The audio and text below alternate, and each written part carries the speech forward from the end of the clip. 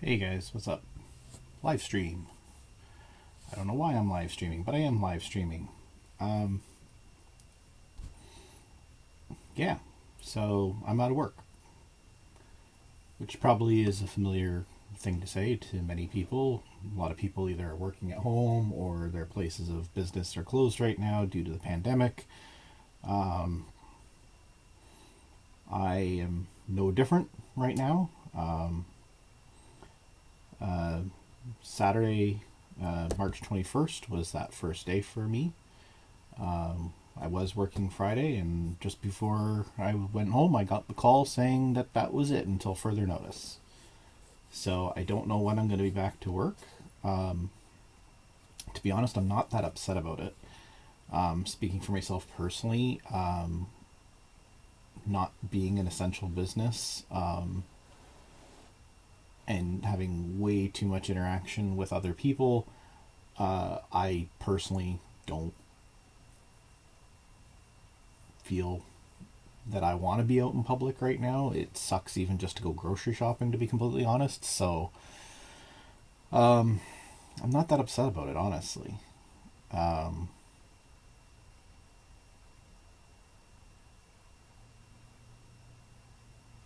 Hopefully, people can hear me. By the way,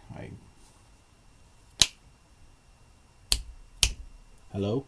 Yeah, I think people can hear me. I don't know. Anyways, um, yeah, that's where I'm at. And the irony of this is, of course, I've actually been ahead of schedule for content lately, which is something I can't honestly say has been a thing for a long time. Um, it's kind of ironic uh, that that's where I'm at. But yeah, I have videos currently uploaded with the every other day schedule that there is a video until like almost the end of May. I think May 27th, 28th, something like that was the last day. I don't remember. Um, yeah. So I have plenty of stuff to for you already, and so now I'm going to be sitting at home. And don't get me wrong, I got lots of games to play. I did pick up Animal Crossing, and that was that. I've been playing that today. I didn't get a chance to play it when I got home on Friday, but I did start it today. Um, so I picked that up. So there will be a first dates video at some point. But again, the irony of that is you will not see it until almost June, because that's how far up ahead I am on videos. I might squeeze the actual first date video in earlier. I might reshuffle things, like, because it is kind of weird to do, like, I mean, there's lots of games I haven't played, so there's going to be always first date videos for old games to begin with. It's not like I can insert, if I play, I don't know, what's a good example of something I have that I've never played? I can't even think of anything right now. But anyways, like, for argument's sakes, I have played it, but like Halo, for example, if I was suddenly played the first Halo for the first time ever, obviously I can't travel that far back in time and change that. That is not possible. Um, but yeah, so I have no con. I don't know why I'm doing this live, by the way, either, because I doubt anyone's actually going to jump in and watch. Um, but the comments thing is there just in case somebody does.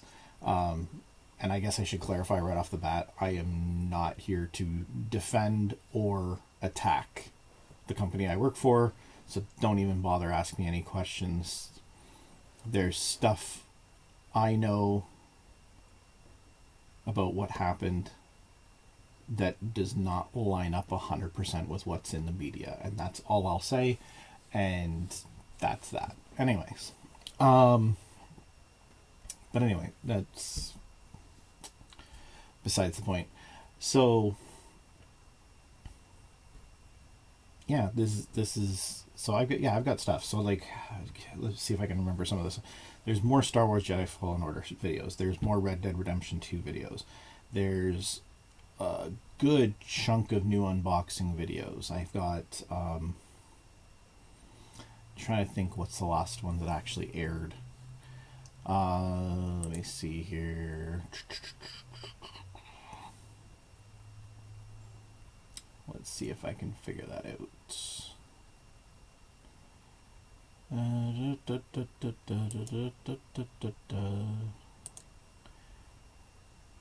I open the video manager?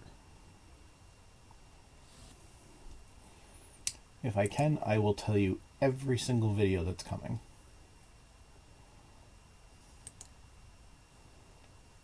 Well, not every video.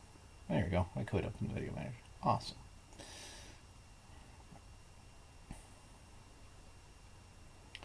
I will tell you how many. So yeah, the last video I have posted is scheduled to debut on May 25th, 2020. I have videos for... Let's go back. Let's see. I'll tell you what's going to be tonight, because it's obviously 1:23 a.m. in the morning, and so tonight will be another Red Dead Redemption 2 video. I've got obviously more Star Wars Jedi Fallen Order. I've got more Journey to the Savage Planet videos, which I think we started already, didn't we? Well, yeah, because there was a first date video for that, and that's already aired, correct? Somewhere? I don't know, whatever. Anyways, there's Journey to the Savage Planet video. At least one, anyways. There is...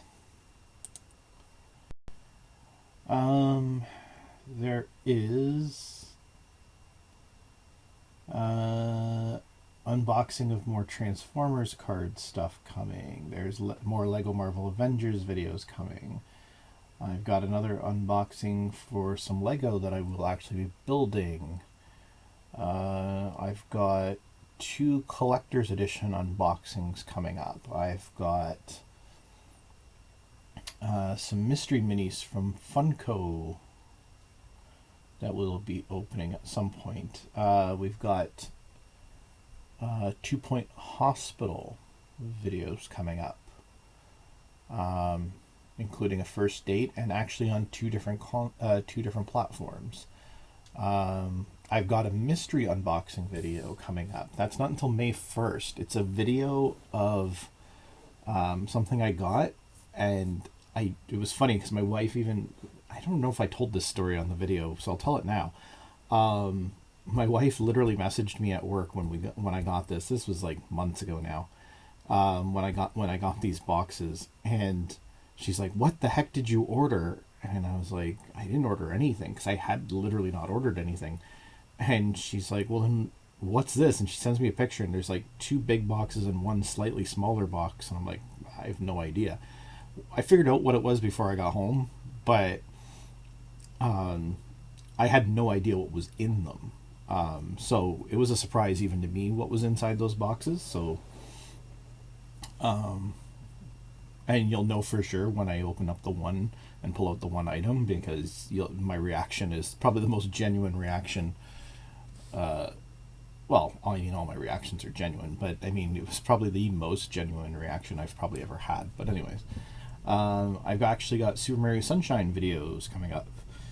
Dr. Mario from the original Nintendo. I've got my February Retro Game Treasure box coming, which again you won't see till May 9th. My March box actually will probably be arriving next week, and we'll record that too.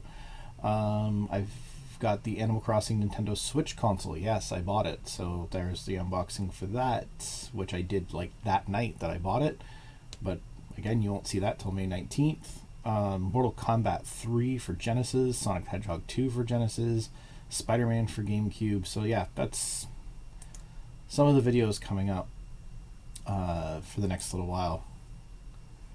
So yeah. So I got lots of content. And I mean, just today, from what I've recorded just of Animal Crossing alone, I've probably got at least 3 videos. I guess here's a question. Here's a question for everybody.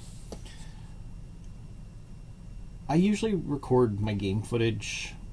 The device I use actually cuts all the videos into half-hour segments automatically, approximately. Some, I don't know why it's always weird numbers. I've seen some stop at like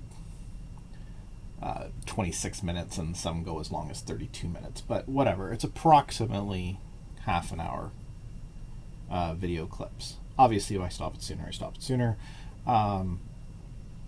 So usually what I do, like, they're seamless too, so like, which is great because then when I actually pull them, I can easily merge them back together into one long video, into its original actual recording from when I started the recording and ended it. But anyways, it automatically creates a new file every approximately 30 minutes. I usually try to guesstimate around an hour for my videos, whether it's the first date videos or the actual plays videos. Is an hour too long, I guess, is the question. And I'm wondering if that's the thing. Like, I'm wondering if an hour is too long. Should I just be releasing videos in half-hour segments? Obviously, just based on how stuff ends and so forth and which pieces I put together, I've had videos obviously for the plays and stuff like that that are shorter, and I've had ones a little bit longer. I usually don't try to make it, I try to make sure it doesn't go more than an hour and a half though. Unless I'm doing like an actual live stream. Like, if you go back far enough, you'll see some of my live stream ones where I was playing stuff like Mass Effect and stuff like that, and they're like 2 hours long, but those were broadcast live through Mixer or YouTube or even Twitch, so that's why they're like that. So yeah, the question is an hour too long? Should it be half an hour? I don't know. I don't know what the answer to that is. I'd love to hear your guys' thoughts on that. So, yeah. Ooh, check this out.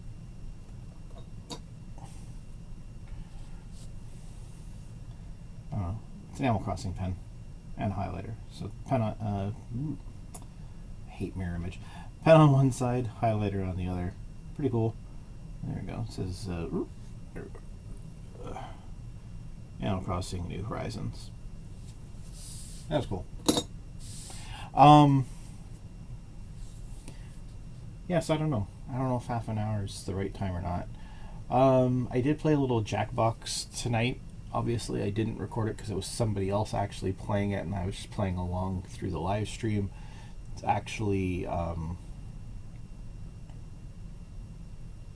was actually, I feel horrible because I don't even remember the name of the channel now.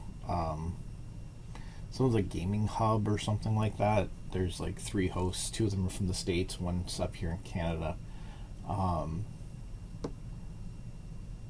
The guy who lives in Canada is actually dating one of my friends, Laura, and she was the one that actually messaged me and said, "Oh, the guy that they're going to be doing Jackbox tonight. If you want to join in." Obviously, they were having technical difficulties because they didn't start anywhere close to the time they said they were going to. But that's neither here nor there. The last game we played was Murder Trivia Party, which I actually won. Which I think that's the first time I've won Murder Trivia Party. So I was like, I'm out on a high note. Plus, I knew I wanted to put this out here just so people know that, yeah, I am currently not working. As of right now, everyone in my house is healthy. I hope everyone in your houses are healthy too. Honestly, this is definitely, you hear about stuff like this in history, right? You hear about like pandemics and plagues and stuff like that, right? Obviously, and I've lived through other stuff, right? We had SARS and we had the bird flu and all that stuff, right? And definitely some of them definitely have taken more lives or a higher percentage of lives, um, and so forth than this has. But I think the thing that's scaring people right now is, and why it's been declared a pandemic and why we're going to such extremes is locking, like, California's locked down, Pennsylvania's locked down, New York's locked down. I think one of the provinces today even locked down up here. I don't remember, but anyways, part of the reason why we're going to, and of course everyone knows about Italy being completely locked down and how bad things were in China and how bad things currently are in Italy. And I think the problem is that people don't seem to understand why we're going to such an extreme. I don't think they understand it because they they don't, how's the best way to describe this? They don't understand that it's not about the death toll being high. It's about the fact that as it stands right now, they don't know enough about how it's spreading, why it's spreading so fast, um, and stuff like that. That seems to be the big issue right now, and that's just it. Like I've heard a couple people even say it's like, oh well, there's no cases here. Yeah, well, there wasn't any cases where I live either, but there is now. Um, Heck, the first case that actually happened in the city I live in happened at the hospital where my wife works. Now, fortunately, my wife doesn't work with the doctor that actually was the one that contracted it, and fortunately, my wife is okay. But I mean, at least as far as we know, she's okay. She's still not showing any symptoms. It's been over 2 weeks, so she should be okay. I think we're okay. But the point is like there were no cases anywhere. Like that's the point. You can't sit there and go, oh well, there's no cases here. And I've heard that. The city I actually work in, I don't work in the same city I live in. The city I actually work in just literally had their first case a couple of days ago. And I had people telling me, it's like, I don't see what the big deal is. There's only one case here. Yeah, there was only one case where I live too. Now there's like, I think 20 cases here, I think. I'm not sure. Like, don't get me wrong, it's still a low number compared to how many people live here. And I get that. But the point is that it's spreading so easily. And even though you being young and healthy and so forth, and having a great immune system, maybe you'll, if you may either not actually catch it, or you may, if you do, you may conquer it quickly. But you could still give it then to somebody else and not even realize you did, who can't handle it. An elderly person, somebody with low immune system, somebody with asthma, somebody with diabetes, one of these higher risk people for these type of things. And that's why they're trying to lock things down. Part of the reason why Italy's death toll is so high is because they didn't take the precautions fast enough, just like I feel almost every country hasn't, including here. I don't think Canada or the US I don't think either country has done enough yet at this point. We're seeing the numbers grow, especially in the US right now at a rapid rate, and I don't believe that enough has been done yet to flatten the curve, as they keep saying, right? I think they've taken steps, absolutely. I'm sure it's not spreading quite as quickly because we've taken some steps, but I don't think we've taken enough. And actually, a McDonald's worker at a McDonald's near my house actually just tested positive today. It was on the news today, just tested positive today, and now that entire McDonald's is shut down. And this is the thing, because they haven't taken enough. They don't know how far this is spread. They're now learning, oh, this can live on surfaces even longer than we thought, and this can this. And it's like, and all these factors, and the fact that we didn't, like, as soon as we had the first case, go, okay, let's just shut everything down for 2 weeks, quarantine this person and anyone else who suddenly shows symptoms, and we should be able to nip this in the bud pretty quick. And that's the thing. If we had, we probably would have, because, and I don't mean this to sound harsh, but the people who contracted it at the beginning in the various different countries, as soon as it had been detected and thrown down, you would have had it contained, and those people either would have gotten better by now, or unfortunately they would have passed. And most likely we'd be done already. But we didn't do this, and we underestimated it. That's my opinion, okay? Like, don't get me wrong. I obviously am no medical expert. I don't know all the details, but just based on what we've seen from China to Italy and everything else, it's crazy. So I am kind of glad that I'm not at work. I am concerned, though, that I'm not at work, because I'm not sure if I'm going to get paid, or whether, like already 500,000 Canadians, if I'm going to have to go on unemployment. And who knows if I'll even have a job when this all finally ends. It's a real concern, obviously, for myself, and I'm sure others are in the same boat. But this is what I always, I used to have high stress and all those other issues quite a few years ago. I'm in my 40s now. I can't afford to be like that anymore. And believe me, this has been a stressful week. But I've learned that I can't control. I gotta not stress over the things I can't control, right? I was considering taking time off work anyways if we had not shut down. But I knew that would be the same circumstances, and I'd probably have to go on unemployment, and what does that mean, and and stuff like that, and can I afford to take the time off and stuff like that. And that was a real concern, but at the same time I didn't want to, because again, there are people at high risk in my family that I live with, so I wasn't feeling super confident about my decision either way, and that brought on some stress. But that was something that was in my current control. The company made the decision to shut down anyways. Now it's out of my control, so it's no longer in my control anymore. And although it doesn't change the concern, it does lessen the stress because it's out of my hands now. I hope that things will work out for the best, but I'm going to take it one day at a time and hope for the best. So, yeah, so anyways,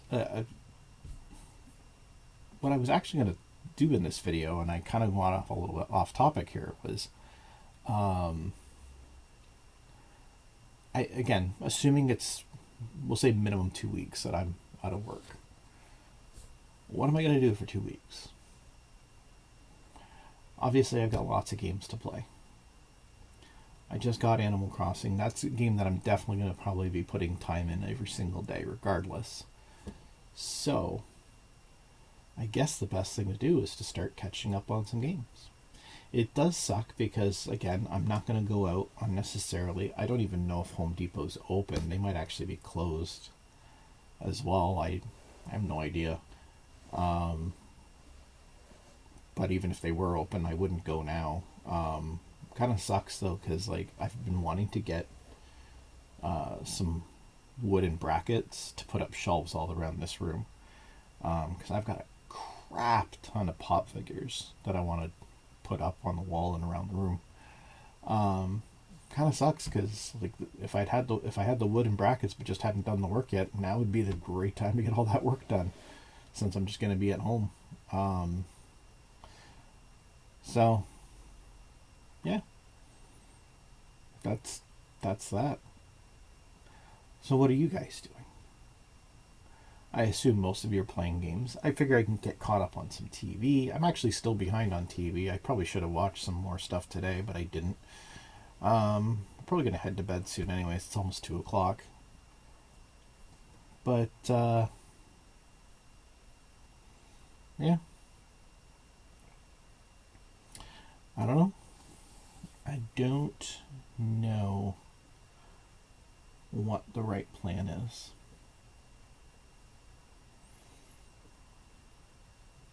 But yeah, I'll probably just be mostly playing video games, catching up on TV, watching some movies I've not watched. I recorded Venom when I had the free preview of the movie networks a month or two ago. Still haven't watched it. Yeah, so good time. Like I said, good time to get caught up on stuff, entertainment wise. Maybe pop some games in that I haven't played in God knows how long. Try and finish some games. I've been wanting to start the Knights of the Old Republic games over again, play through those again.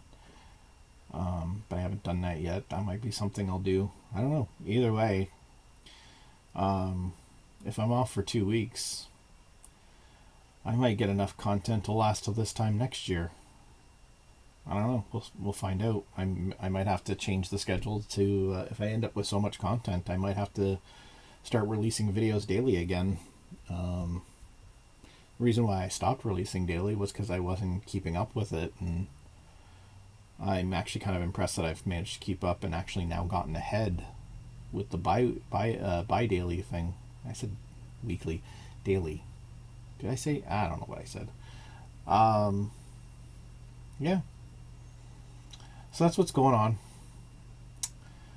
But yeah, either way, lots of videos to look forward to. There was supposed to be two other unboxing videos as well.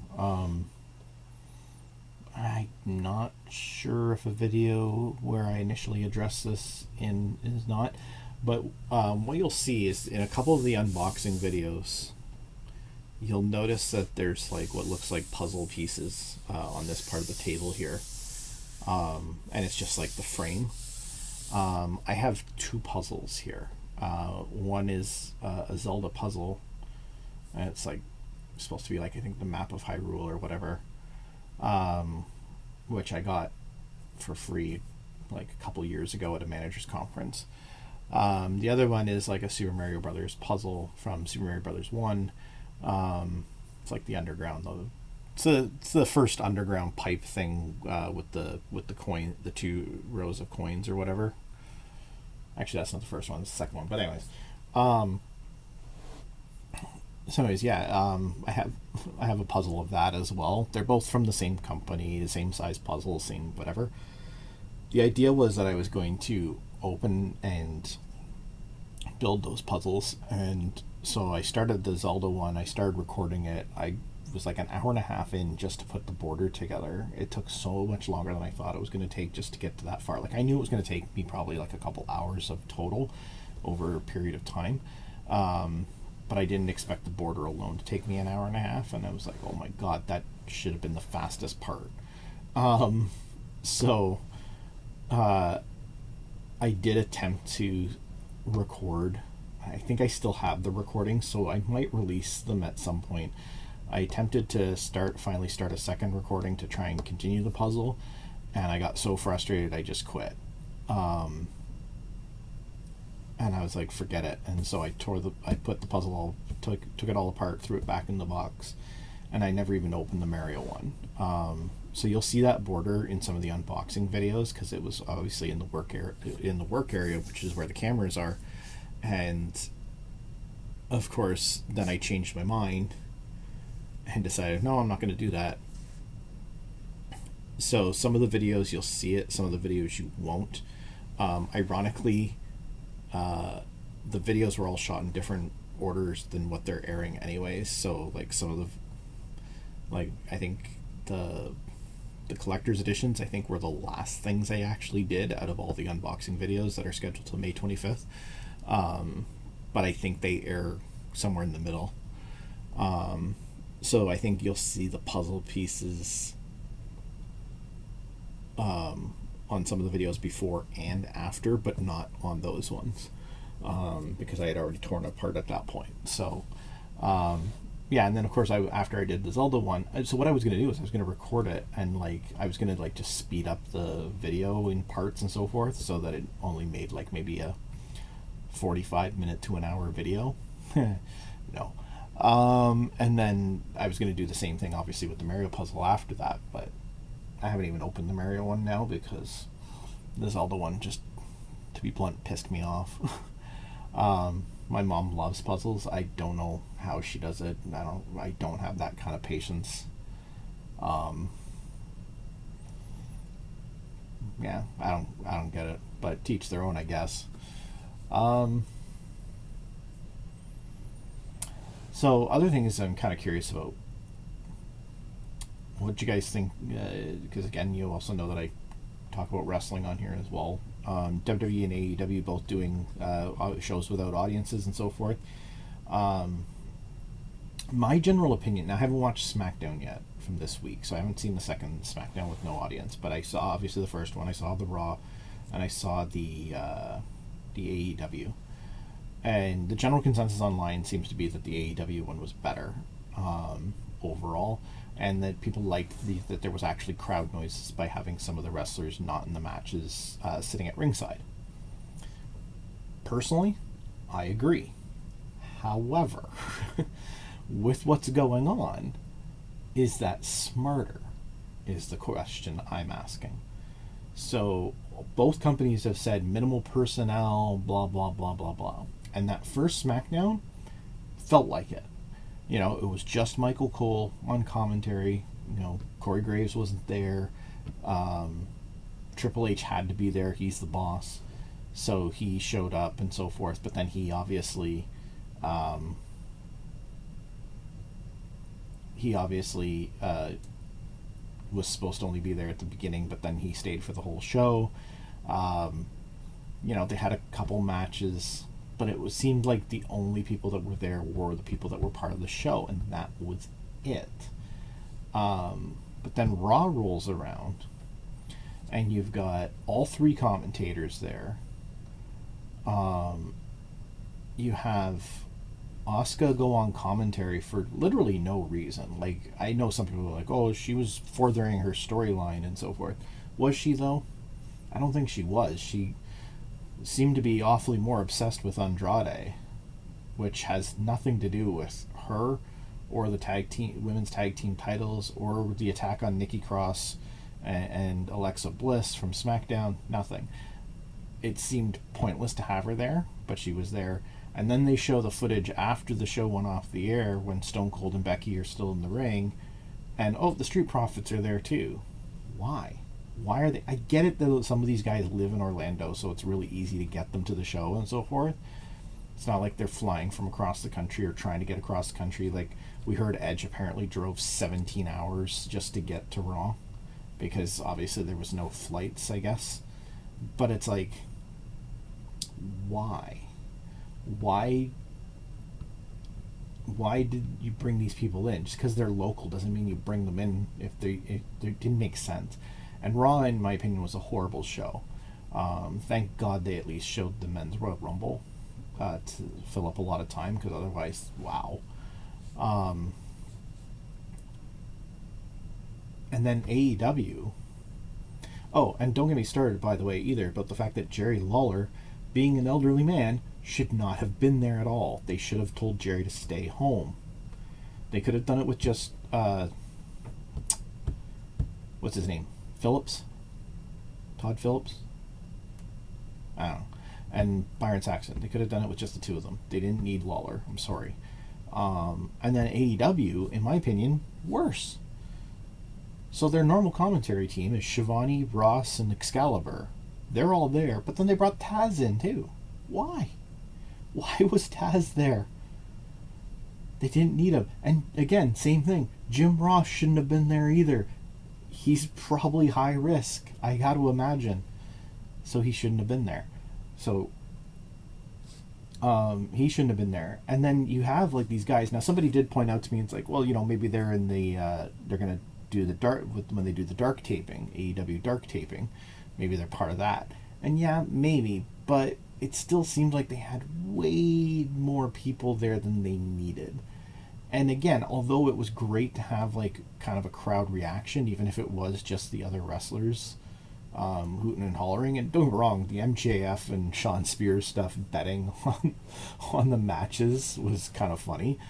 Um, but otherwise, it just didn't make sense to have them there. Um, and I'm guessing that's going to be the plan for AEW going forward and whatever. Now I heard a lot of guys were told to wait in like the parking lot and stuff like that too, and not even come into the building until it was closer to their time to get ready. I don't know if that's true. Either way, whatever.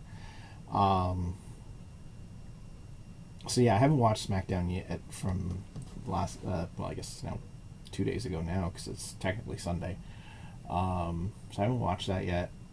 I also hear people complaining about WWE basically going to taping a bunch of shows, and they're like, "Oh, AEW is still going to be live. That's awesome." If there's no crowd, who cares? Like the reason why the whole reason why the whole thing about going live was a big deal was because the fans in the audience and the internet, everything would get spoiled. If there's no fans there, theoretically, there's nothing to get spoiled, right? So, I mean, who cares? Like, it makes sense. It's actually, again, this is where I'm wondering, like, I'm not arguing about which promotion's better or who's putting on the better shows. Live or not does not determine that your show is better. Live doesn't necessarily make your show better. Um, I mean, we all know that because, like, look what happened when Nitro tried to tell everybody, oh, we can tell you who's going to win the title tonight. Mick Foley's going to win the title. Nobody wants to see that. Well, yeah, everybody wanted to see that because it was a good show. So that's a prime example of you don't need to be live to have a good show. Um, but I mean, whether the show's live or not, the show's either going to be good or bad. Being pre-taped or not is not going to change that. It's all going to come down to the writers. Now, that said, if we're talking strictly from, staying and isolating as much as possible and stuff like that standpoint, it makes sense if WWE decides to tape over the next 3 days, like Sunday, Monday, Tuesday, or whatever, to bring in just the people they need each day and tape as much Raw and SmackDown and NXT and even the WrestleMania, which, again, yes, I agree, it's going to be weird. 2 days, no crowd, in small little performance center venue type situation, although maybe there's 2 venues now, who knows, whatever. The point is, it's going to be weird. But either way, these shows are going to happen.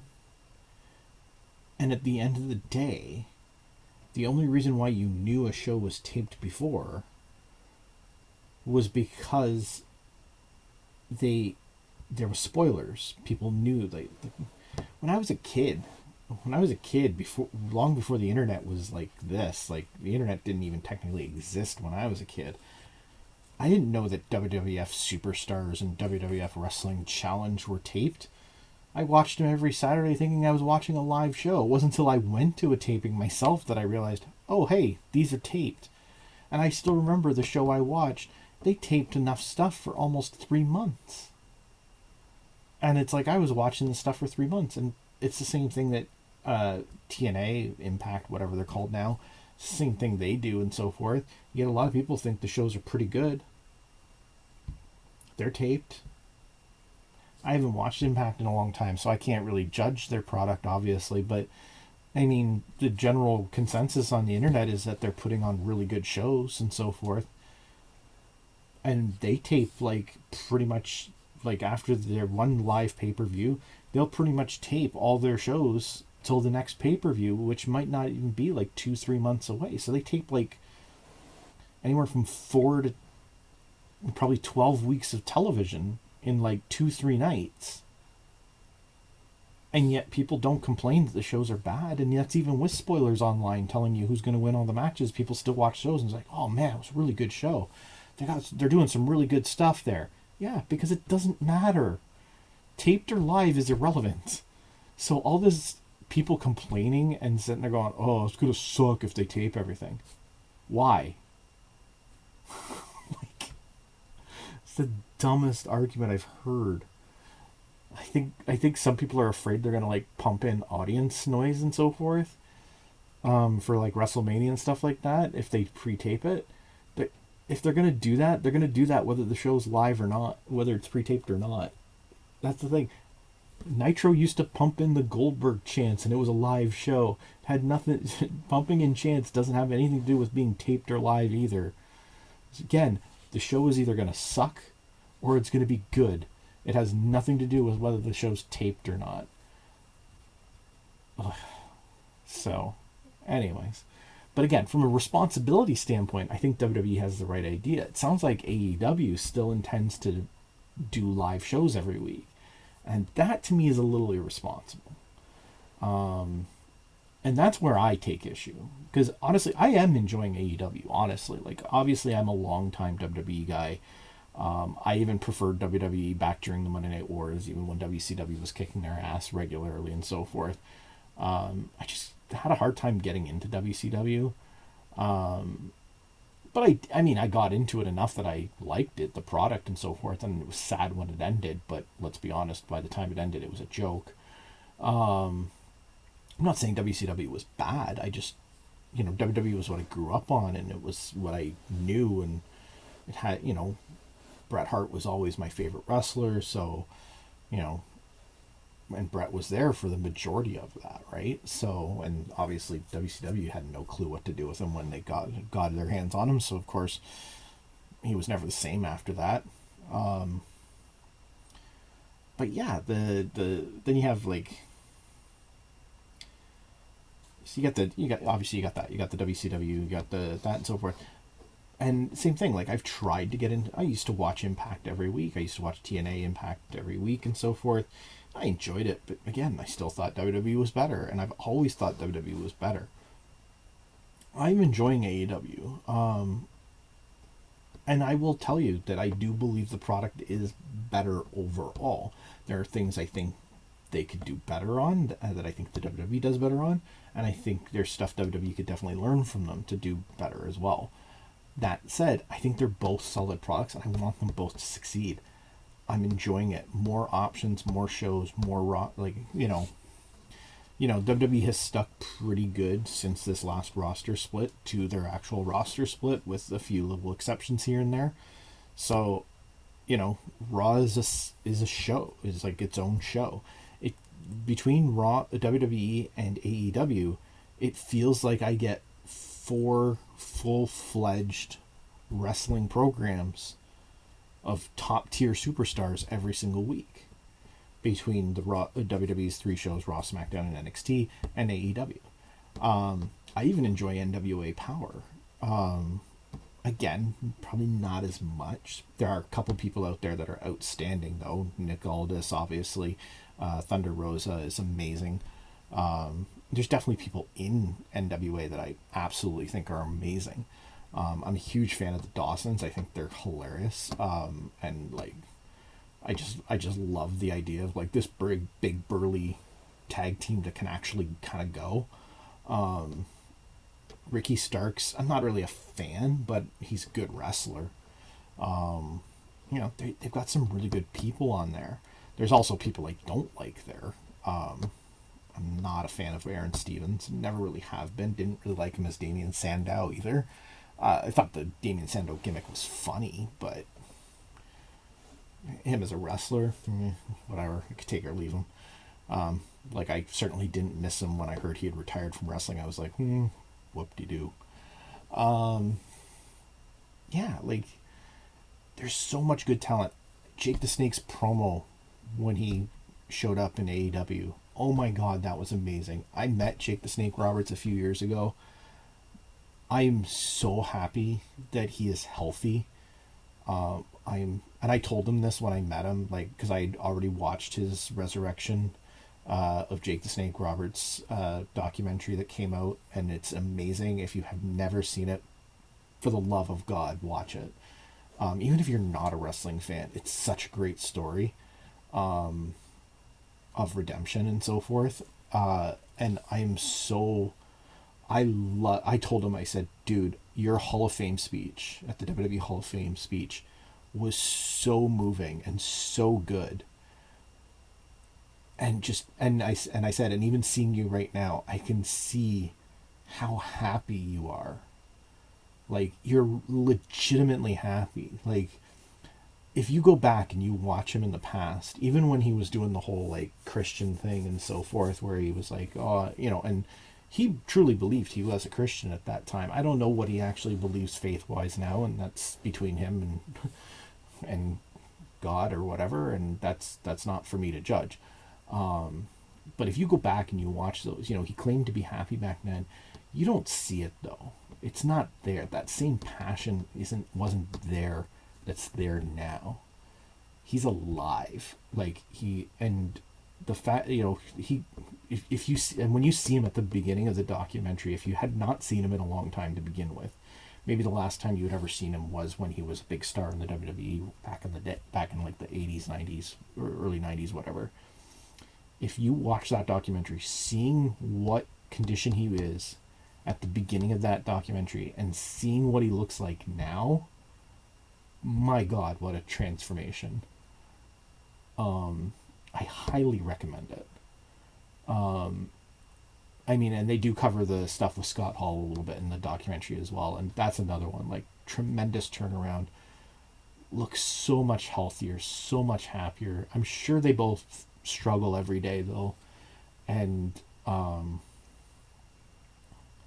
but it sounds like they've got great support systems in place now to keep them on track, and I'm so happy to see that. Like, I genuinely care about the human beings. I care about the wrestlers. I think they're great wrestlers. I've been entertained by them both for years and so forth, but I care more about the human beings, and it was a great pleasure to meet him, and I'm glad I got to tell him how happy I was to see him happy. And watching him come out there and cut that promo against Cody Rhodes, oh, so good. So good. So happy that he's doing something that he enjoys and that he's healthy and happy again. It's a shame the WWE didn't take advantage when they had the chance and used him more as well, but it is what it is. So, and this is kind of the thing I'm talking about. This is why I want AEW to succeed, and this is why I want WWE to succeed. There's so much great talent in both companies across all the brands, and in NWA. This is why I want wrestling to succeed, because there's so many talented people, and there's only so many spots on each show or each company. And so the more companies and options there are, the more of these people get to showcase their skills. Matt Hardy is another great example of a guy who left the WWE with some demons, reinvented himself in Impact Wrestling with the whole broken Matt Hardy thing. He did some other stuff too that was great, but like, there's no question that broken Matt Hardy is by far his most popular thing. Comes back to the WWE, and I think a lot of people, and I'm thinking this is the problem too, is I think a lot of people, I'm pretty sure I felt this way at the time as well. I think the WWE also thought that, yeah, he's just coming back to kind of have one last run and then he's going to retire. And clearly Matt's not ready to hang it up. And he realized that that's where the WWE was facing things, and that he wasn't going to get used the way he wanted to be used. And so he's left and he's gone to AEW, and he's going to be broken Matt Hardy again. Now, it remains to be seen if AEW lets him have the freedom of control that makes the broken Matt Hardy character fantastic, because WWE, when they tinkered with it with the whole woken Matt Hardy thing, Obviously, it didn't quite have the same pizzazz. Don't get me wrong, I enjoyed it. Him and Bray Wyatt together I thought were great. But it could have been better, right? One thing I was really hoping that WWE was going to do, which they didn't do, was when the Grizzled Young Veterans were the NXT UK Tag Team Champions.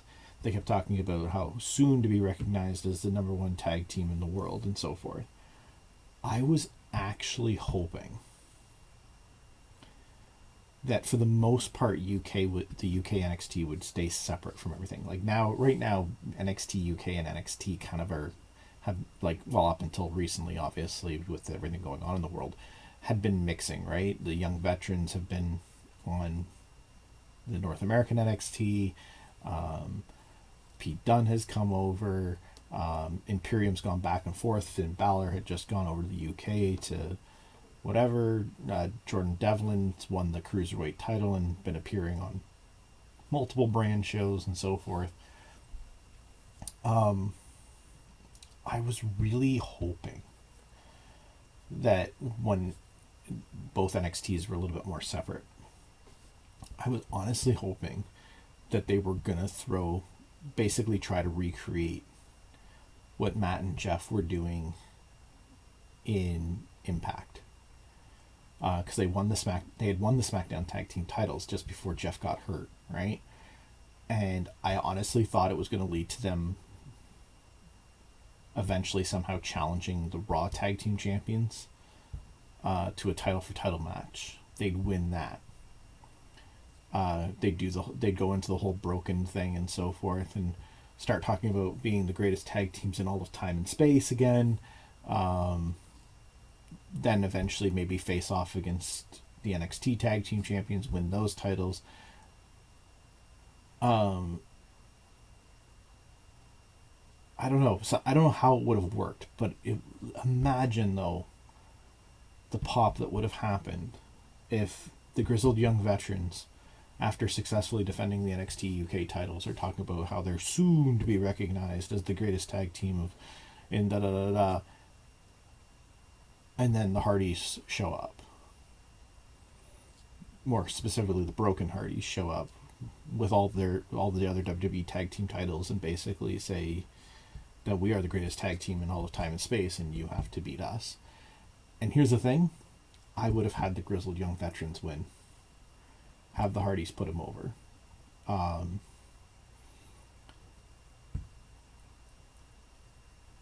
Obviously, I don't know how it would have played out, but I honestly thought they were going to do something along those lines again.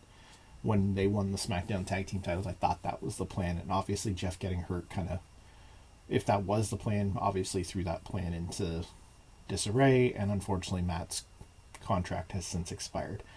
It is interesting, and obviously Matt was aware that there was no intentions of putting him and Jeff back together once Jeff came back. So that's why he left, and good on him. It is what it is. I can't fault these people. If they don't feel like they're being used properly, they're going to leave, right? And there's now options, and that's why it's important that all these companies succeed. And that's that. This video's been almost an hour long.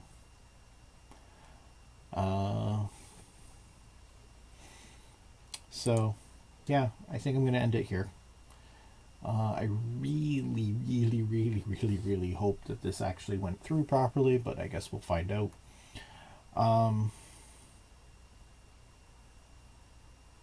Yeah. So all the stuff is, right there. Where you can find me on all the different little platforms, obviously. I don't use the Facebook that much, so I wouldn't worry about that one, but the Twitters and the YouTubes are probably the two big ones. If you did enjoy the video, obviously give it a like, subscribe, and all that wonderful good stuff. And you know how YouTube works by now. And obviously, check out some other videos as well. and give those likes as well. But yeah, I just kind of wanted to give you guys an update on what's kind of going on. I did consider doing like little clip videos every day while I'm off work. Just stuff to goof around with. But honestly, I don't know if I have the actual desire, I guess is the right word, to do all that. But anyways, I'm getting tired. It's 12:15. It's almost been an hour since I started this video, and I went off topic so many times. Um, Anyways, stay safe out there. Stay home as much as possible. If you do have to go out, make sure it's only for things you actually need. Keep your hands to yourselves, people. Wash your hands often, all that good stuff. Just listen. Just listen to what the health officials are saying. This is not a left wing versus right wing thing. This is not a liberal versus not liberal versus conservative, Democrat versus Republican thing. This is something that's affecting everybody, and everybody needs to follow these instructions, or it's just going to keep getting worse. So yeah, stay safe. Take care of yourself.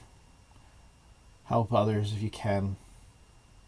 But again, stay home if you can. All right.